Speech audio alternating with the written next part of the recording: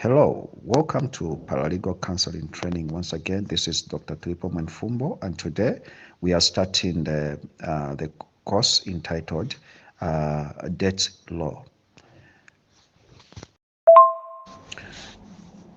So in this course, we are going to look at the introduction and definitions. We'll also look at is debt a criminal offense? We'll look at what are the laws that govern debt correction. We'll look at debt jurisdiction, enforcement of judgment, which is called the distress judgment. Then we are going to look at illegal debt collection, and we are going to conclude this course. Thank you so much. The debts are in the civil jurisdiction, so let's us be attentive, and I believe you are going to enjoy the lesson. Thank you. Debt can be defined in many ways, but I want us to concentrate on the legal definition of the term debt. The legal definition of the term debt, according to some legal dictionaries, they define a debt is a sum of money due by certain and express agreement. So here there is one, the sum of money, and also there is an agreement. So for anything to be called a debt, there must be the sum of money and there must be the agreement, according to this definition. The other definition says debt means any obligation created or assumed by any person for the repayment of money borrowed. So, and also this one is giving us the term obligation created. So when we say obligation created, we are talking about what is due, what is supposed to be done. So that is an obligation, one thing that you are supposed to do. So that is a debt. So when one has got an obligation to pay or to repay the money borrowed or to repay the goods that were borrowed, that is a debt. Then there is also another definition which says a sum of money due to another or obligation to deliver particular goods or perform certain obligation. So we find that when we talk about a debt, we are talking about an obligation. We are also talking about an agreement. We are talking about the money. Now, when we talk about money, we are talking about the value, which can also be the value of the product. So the value of the product can also be called the money. So anything that is variable, and when the court is determining any case concerning the debt, it looks at the value, and every value it should be converted to in monetary terms. So that value has to be converted into money. How much is it in the currency, or the currency used in that particular country? So that is what is called the debt.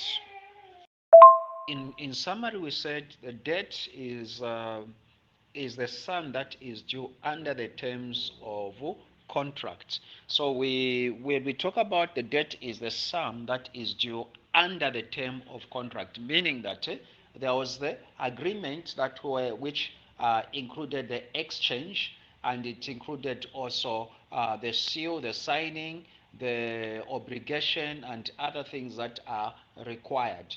So in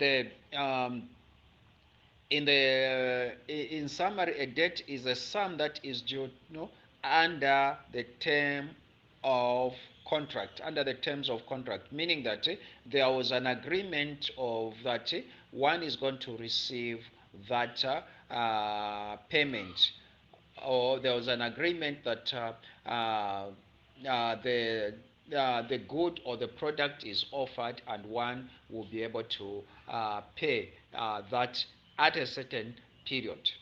So that is what the debt is. Now, the question mostly comes in, is debt a criminal offense? Owing someone, is it a criminal offense? Now, any contract, anything that has to do with contract, there is no criminality, because there was an agreement, and there was a certain obligation that each of the two parties are supposed to fulfill. So in that respect, a debt is not a criminal offense. But why is it that some of the debts are turned into criminal offenses? And mostly the opposite of debt into into a criminal jurisdiction is the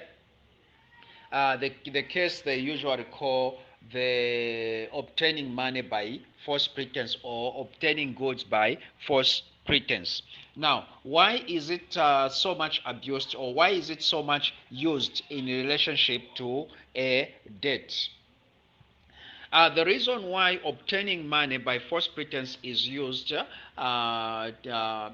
is a criminal offense, is used as a debt, as a criminal offense over debt. It is because the obtaining money by false pretense, or obtaining goods by false pretense, it encompasses the situation where one gets the something with the intent of not paying back, or gets the money with the intent of not paying back. That calls also for deception, whereby one deceives somebody that I'm going to give me the money and I'm going to give you back, when in fact you had no intention of paying back that money.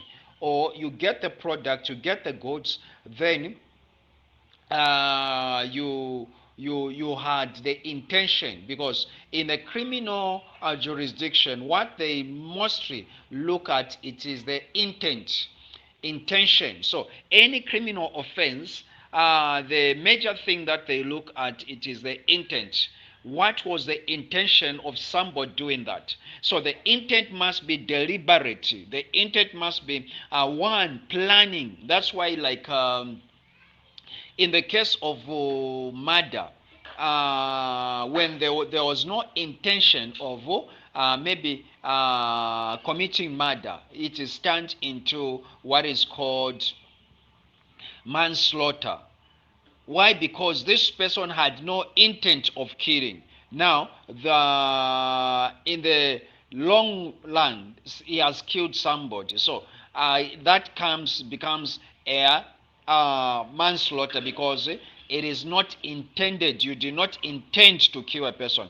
But if someone just comes and intends to kill a person, that is murder. So it is with the demarcation between the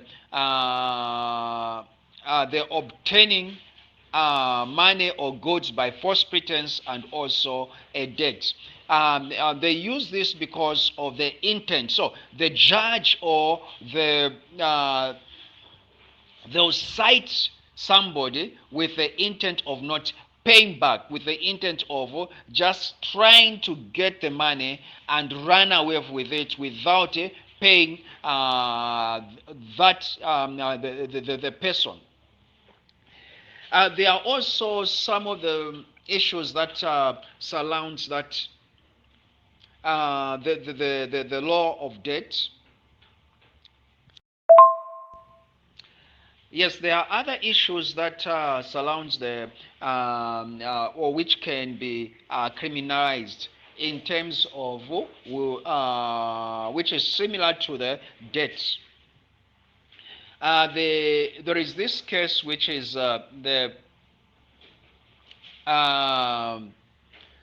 there is this case which is conversion not amounting to theft or conversion.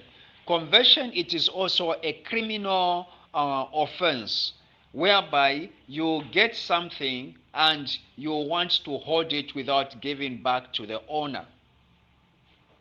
So if you get something and you hold something like this case can mostly apply to, in those days, libraries, where one gets the book and doesn't want to return it. That is conversion. You convert something which it does not belong to you. So it can also be used like in terms of hiring something. You hire something and you don't want to give it back. It can also be used in money. You get the money, you don't want to pay it back.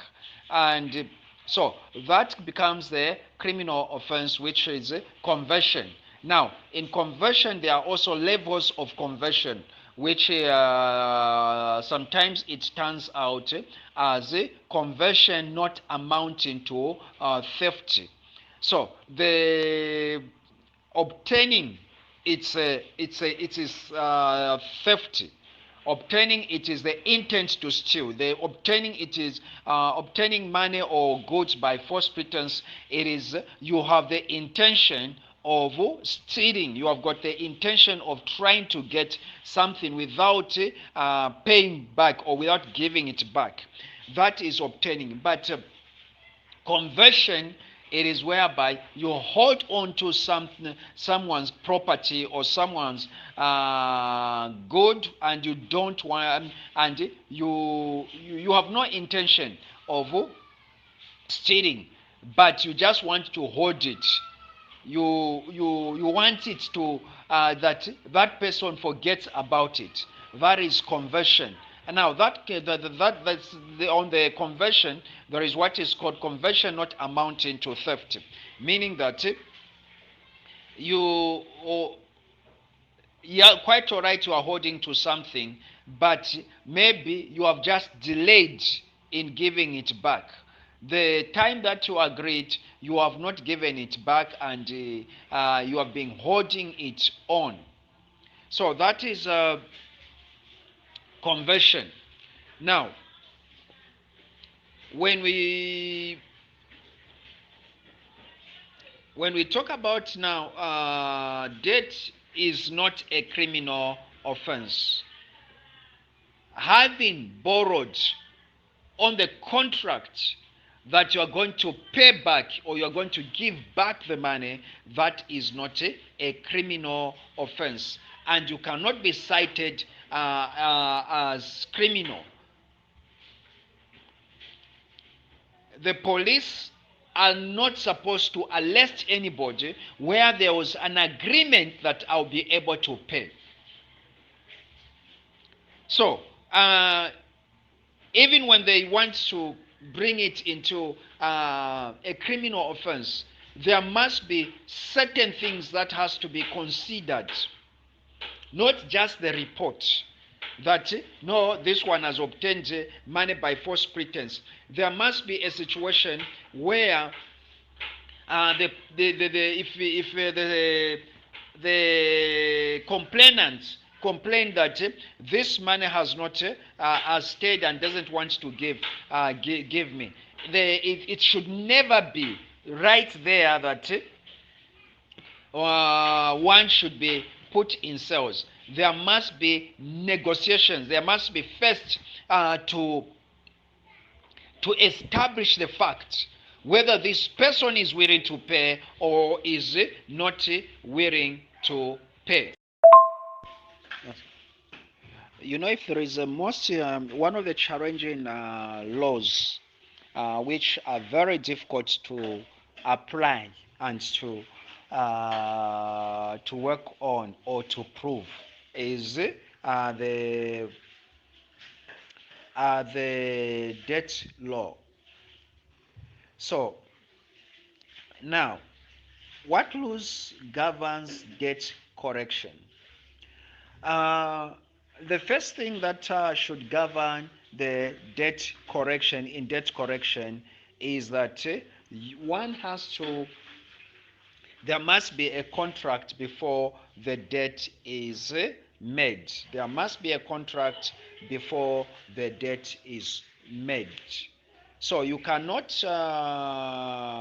just there are many cases whereby there are many cases whereby someone just says, okay, KD, you want borrow me some money. Then, when are you going to pay? No, I'll pay at the month end. Okay. Then this person borrows you the money with a contract of repayment at the month end. Then after 2 days, this person comes back and said, I've got a problem. I want my money back. So in such a case, there are laws that governs the debt. So I said the first thing concerning debt is that uh, there must be there must be a contract, and a debt mostly when it is also has to do what is called the interest. If there was no interest in the charge of the debt when it comes to money, then there was that debt was on friendly basis, and mostly it has less legal obligations. So if you give a person some money without any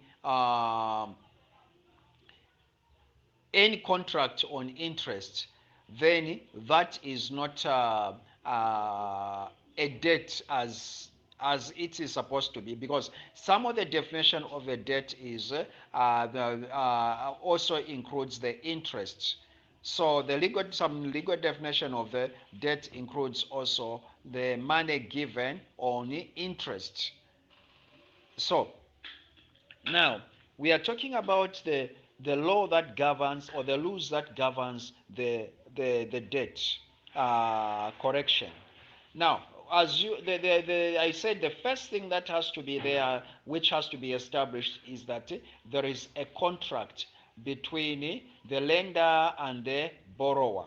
So you agree upon certain terms. You agree on certain obligation. So what is the obligation, what are the obligations set? I'm going to give you the money and you are going to give me on 30th. And you should also set, what about if you don't give me on 30th, what am I going to do? So you have to set, okay, if you don't give me on 30th, I'm going to take this action. So that is the obligation. That is that is the law. When you are talking about when Thank you so much for being attentive to this lesson. Join me next time on, we are going to conclude on debt collection, and then we'll conclude this lesson. Thank you so much, and God bless you.